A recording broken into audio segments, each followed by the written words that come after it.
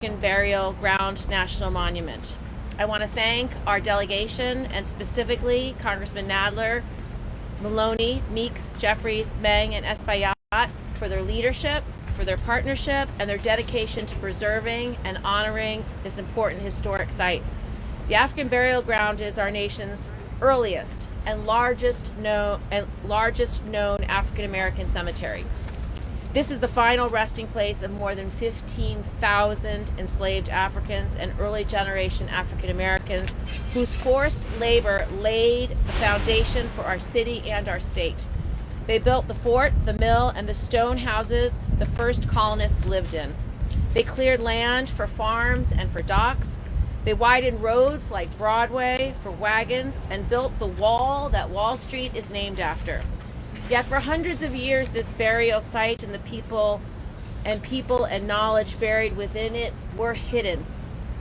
When the burial ground was rediscovered, it changed our understanding of New York's history of enslavement. The rediscovery of this site, considered one of the most important archaeological finds of our time, reminded us that we have so much left to learn and to understand about the history of our country and the history and legacy of enslavement. To truly honor the people who rest here, we must commit to continue that learning. That is why we are reintroducing our legislation to expand on the existing site and create the African Burial Ground International Memorial Museum and Education Center, a permanent living memorial to the enslaved people buried here. The museum would create a new venue where we can grow our understanding of the true history of our nation, our state, and of the institution of slavery in the United States and around the world. At this moment in time, when we are having a reckoning as a country on the injustices and inequalities the African American and Black communities have been subjected to from the earliest days of our nation today, this museum and educational center could not be more important. It would house a collection of exhibits, artifacts, and documents unlike any other anthropological and symbolic site in the United States or in the world. It would also provide a place to share findings of research done on DNA samples from preserved human remains to trace the home and ancestral countries of the individuals buried at the African Burial Ground. And it would allow us to examine and celebrate the cultural traditions enslaved peoples brought with them from Africa and maintained despite generations of unthinkable hardship and oppression. This knowledge will help us to paint a fuller and more accurate picture of those people that were here and to recognize that their lives mattered. This museum would serve as a sister to the National Museum of African American History and Culture in Washington, D.C. It would host complementary exhibits and foster collaboration between the two museums as well as other museums, historically Black colleges and universities, historical societies and educational institutions, creating a stronger network of groups focused on strengthening our understanding of this chapter of our history. I'm proud to work on the African Burial Ground International Memorial Museum and Educational Center Act with Representative Nadler, who sponsors the bill in the House, and with our co-sponsors, Representatives Maloney, Meeks, Jeffries, Meng, and Espana, and many of our New York City delegation colleagues. Together, we will continue to push for the creation of this museum. Now I'll turn it over to Congressman Nadler. Thank you, Senator, and thank you for championing this issue for so many years in the Senate. I am proud today to reintroduce this legislation in the House along with Representatives Maloney, Meeks, Hakeem Jeffries, Grace Meng, and Adriano Espana. I am incredibly grateful that they have joined us today at this sacred site. As Senator Gillibrand so eloquently stated, the African Burial Ground is a site of profound cultural, historic, and spiritual significance, and it's an integral part of the American story. The National Park Service is our national storyteller, preserving, protecting, and sharing our collective American history for future generations. It is vital that the stories told and the narratives shared reflect all of those who have been part of our collective national experience.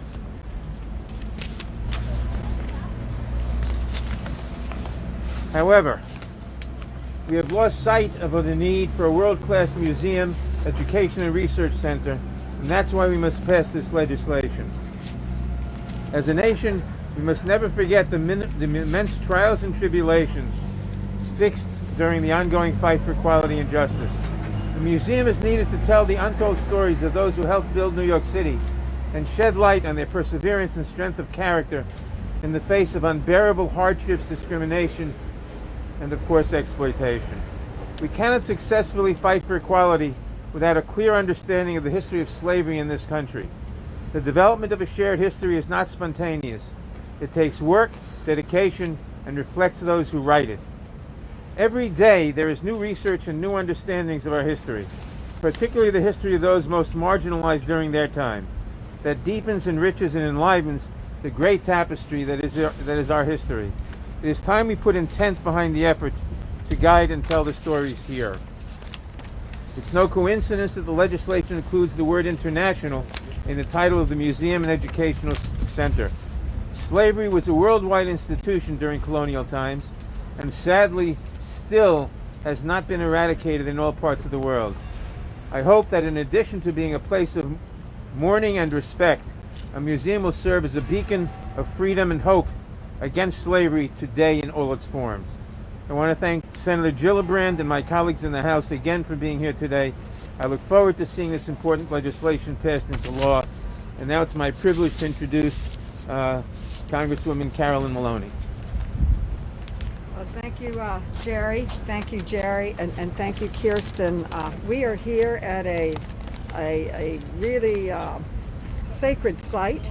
It is a city national monument. It is a national monument for a historic site, and it is considered the most important archaeological find of the 21st century. We are here to remember, and establishing the African Burial Ground Memorial Museum and Education Center is critical to ensuring that the individuals brought here in bondage who fought against incredible adversity are given the recognition and respect that they deserve. We must remember the free and enslaved Africans and early generation African Americans who helped build our great city and our great nation. This has a very important educational center attached to it, which will create an essential resource for educating the public and students about our nation's sad legacy of racism and bigotry. As a former teacher, I see often education as the answer to many of our challenges, and this will have lesson plans that can be used not only on the history, but teaching tolerance and understanding. It will be available not only to New Yorkers, but around our country, and it will be a sister to the great museum we just built in Washington on the Mall for African American history. I am proud to be joining Senator Schumer and Gillibrand and my colleagues in the House, Jerry Nadler, the author in the House, Meeks, Clark, Espana, and many, many others in supporting this incredibly important bill that is a top priority of our delegation. And I yield back, and next we will hear from Congressman Gregory Meeks. Thank you, Carolyn and Senator Jerry, all of my colleagues. This is somewhat emotional for me.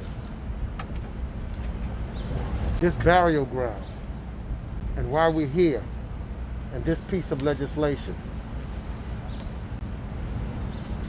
I planned to say other remarks, but when I got here, I could feel the souls of those buried here. I could hear echoing in my head their joy of us being here and making sure that their legacy lives. I'm a little emotional because when I think what this means for generations yet unborn, how we are keeping that history. I'm reliving in my own head my visit to Ghana and to the door of no return. And I had my hand on the wall of those forts where they kept human beings like animals and forced them on that ship to America. I'm full of emotion on the day that we see continuing in Minneapolis, Minnesota, the trial of George Floyd. I'm full with joy because just 5 minutes ago, my second daughter had another baby. And I'm thinking of this burial ground and the connection to why she could be today. Because if it wasn't for those brave souls that were able to withstand the Middle Passage and then deal with all of the racism, the enslavement, the Jim Crow-ism that existed in this country, if they couldn't maintain and succeed, my second grandchild could not be here, I would not be here.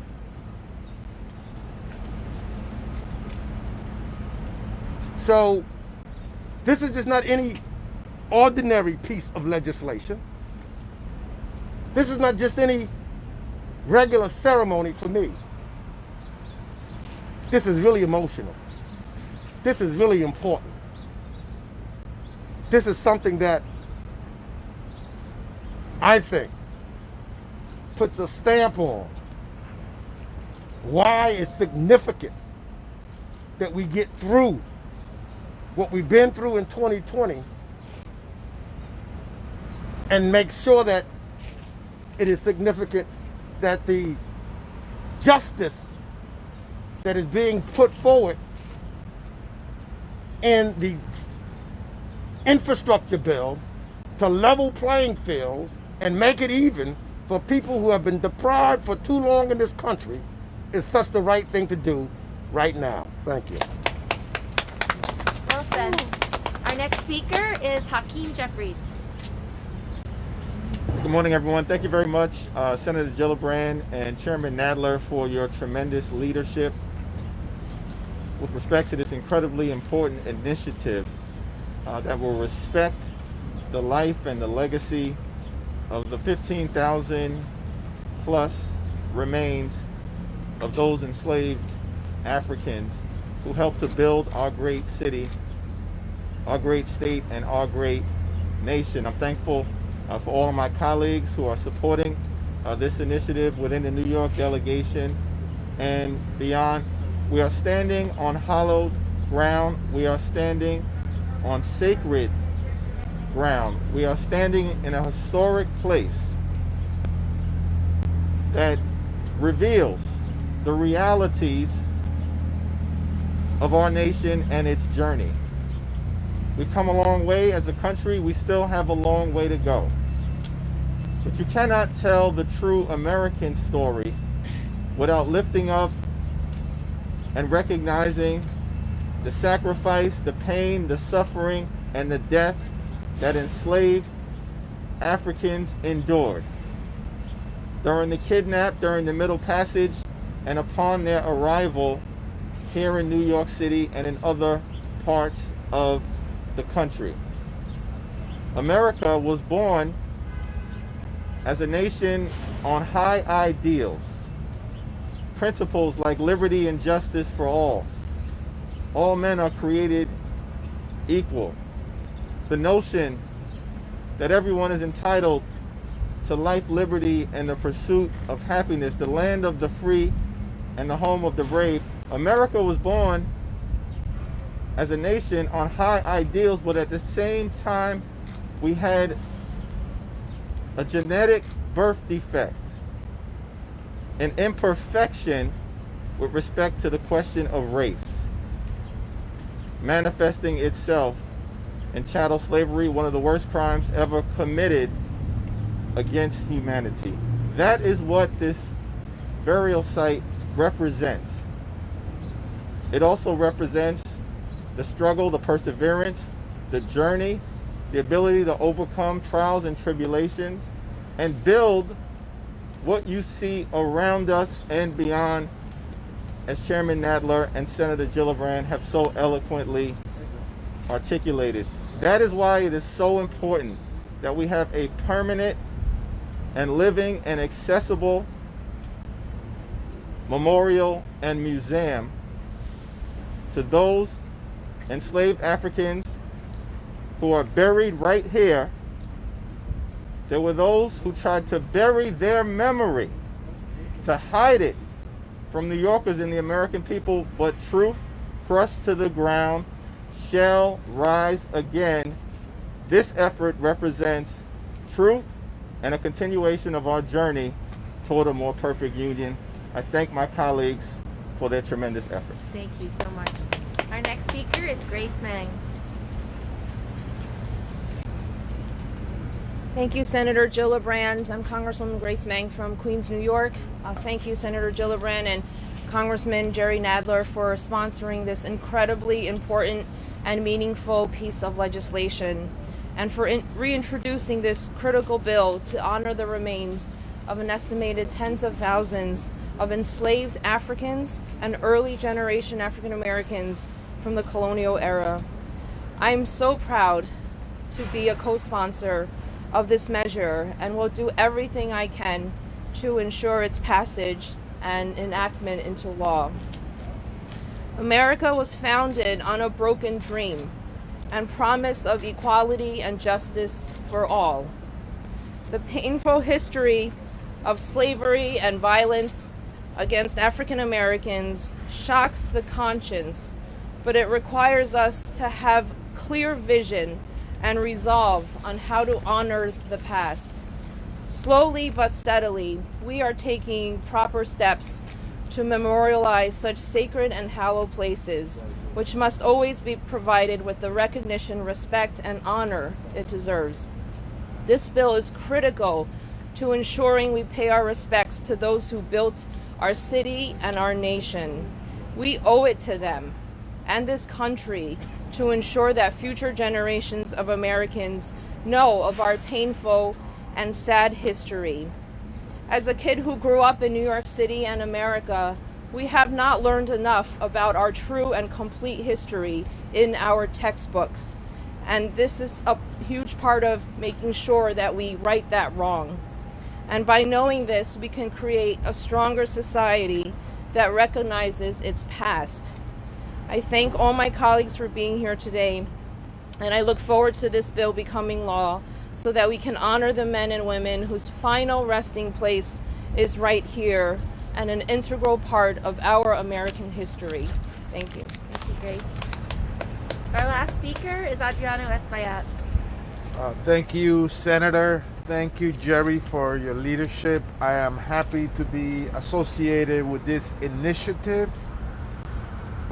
Part of the horrible institution of slavery was an effort to keep those held in bondage anonymous by even stripping them of their identity and keeping them forever anonymous and disconnected with their origins and their past. Several years back, we were working on a school all the way in the northern tip of Manhattan, PS 98.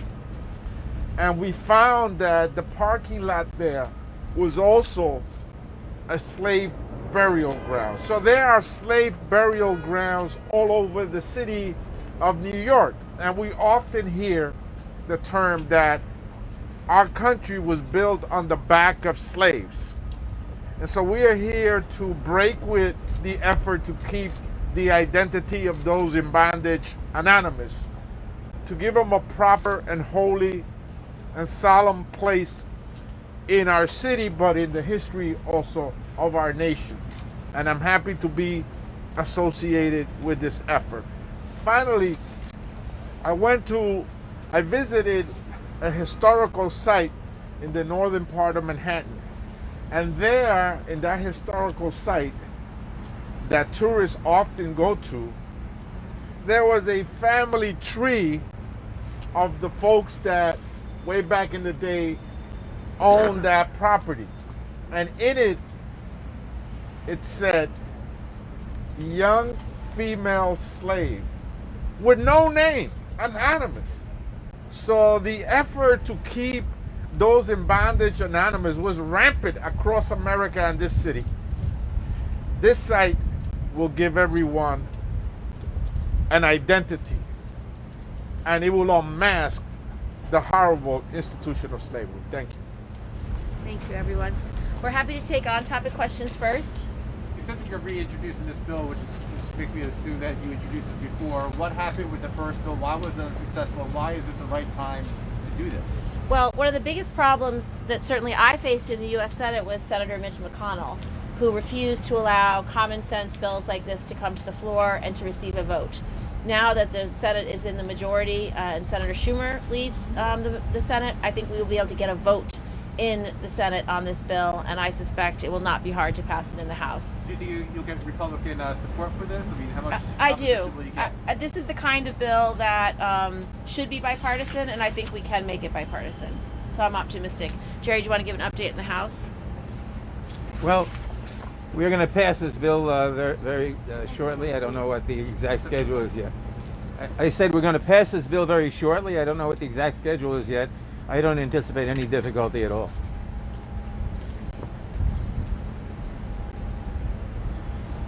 Any other on topics? I'm checking that. That's what I was looking for. Do you know? I don't remember.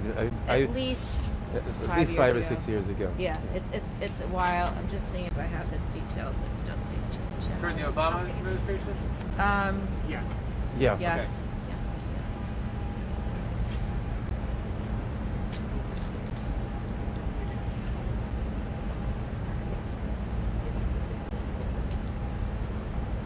How far did it get? It got to the House the first time, then it got stuck in the Senate, right? Is that right? We introduced it in the 115th and the 116th Congresses, so that's at least 4 years ago. And Senator Schumer first introduced it in the 114th Congress, and I took it over in the 15th. He's been a co-sponsor every time, and so it's something we've been working on together for 5 years.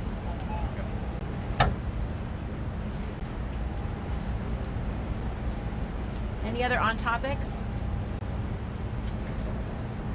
Off topics? Nope.